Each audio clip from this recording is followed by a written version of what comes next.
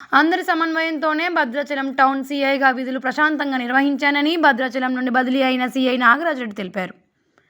2 సంవత్సరాల కాలంలో చేపట్టిన ప్రతి కార్యక్రమానికి స్థానిక పోలీసు అధికారులు, సిబ్బంది, ప్రజలు, పాత్రికేయులు అందించిన సహకారం అభినందనీయమని, బదిలీల్లో భాగంగా భద్రాచలం నుండి బదిలీ అవుతున్నప్పటికీ మీ సేవలను ఎన్నడూ మరువలేనని అన్నారు.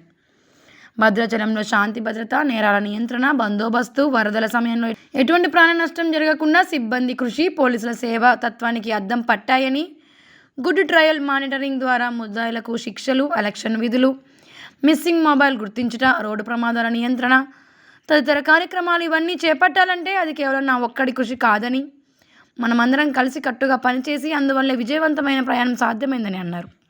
సాధారణంగా బదిలీలు సర్వసాధారణమని, అయినా అందరినీ వదిలి వెళ్ళడం బాధగా ఉందని, భావోద్వేగానికి లోనవుతున్నానని, 2 సంవత్సరాల పాటు సహకరించిన పట్టణ ప్రజలకు, భద్రాచలం పాత్రికేయులకు, ఇతర శాఖల అధికారులకు ప్రతి ఒక్కరికి ధన్యవాదాలు తెలియజేస్తున్నట్లు నాగరాజ్ రెడ్డి తెలిపారు.